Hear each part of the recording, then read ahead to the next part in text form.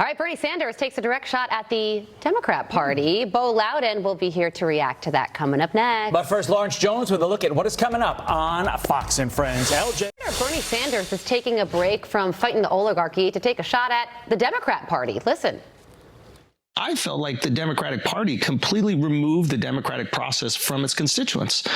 And I think they need to have some accountability of that. No argument here. Could we not also say if ostensibly there hasn't been a fair primary for the Democrats since 2008, are they not also a threat to democracy? Yes. We often hear. Fair enough. That is, yeah, I'm not going to argue with that point.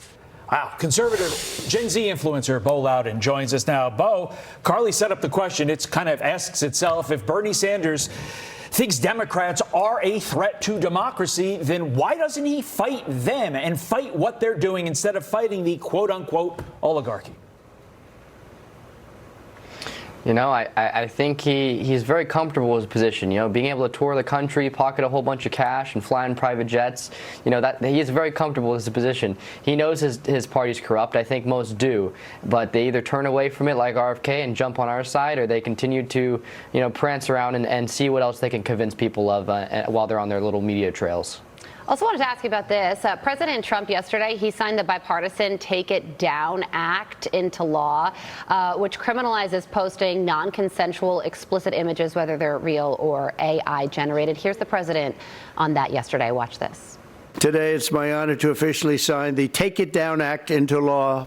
This will be the first ever federal law to combat the distribution of explicit, imaginary, posted without subjects' consent. We will not tolerate online sexual exploitation, and especially it's gone on at levels that nobody's ever seen before. It's getting worse and worse, and I think this is going to hopefully stop it.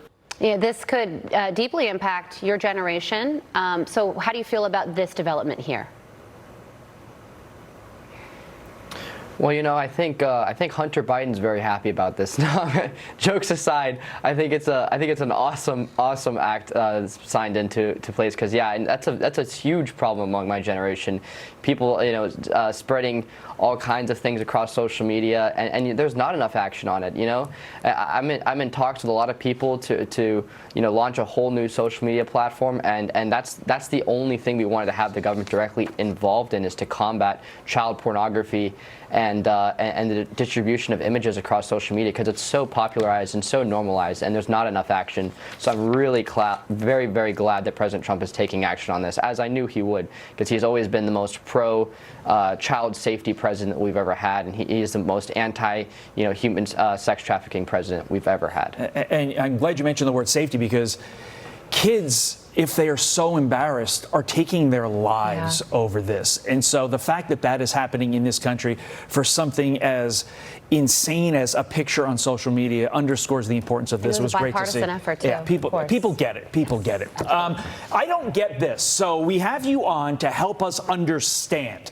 Fortune magazine writes that your generation is increasingly becoming NEETs. That doesn't mean like they're cool or fun. It means not in employment, education, or training, NEET. Here's a quote from the article. Many young people today would rather protect their well-being than compete their way up the corporate ladder, only to not be able to afford the McMansion their parents bought for a fraction of the price. Okay, maybe I can understand wanting to have it a somewhat easier lifestyle. But the fact that there's no participation in anything, why, Bo? Why? You know, I think this is the result of democratic leadership. You know, we have them ruling our country. We had to put up with Obama for 8 years. We had to put up with Biden for 4. You know, watching all our prices skyrocket, our economy being destroyed. Yeah, you know, it kicked Gen Z in the face. We're not having a whole lot of motivation to get out there. You know, I myself, I fought against that a little bit.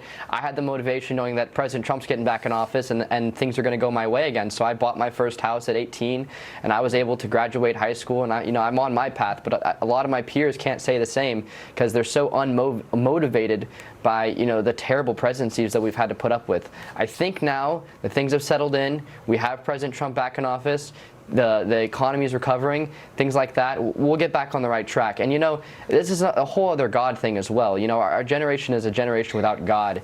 But the more we come back to that, you know, the Bible says in 2 Chronicles 7:14 that if my people humble themselves and pray, and turn from their wicked ways, that I will hear them from the heavens and I will heal their land. So I believe that's going to come, and I believe there's a lot of good things in the future for Gen Z, especially under a Trump presidency. Well, that is a wonderful note to end things on. Bo Loudon, thank you so much for joining us that morning with that inspirational message as well. We appreciate it. My pleasure. I'm going to see your inspiration, Carla Shimkus, and I'm going to rate.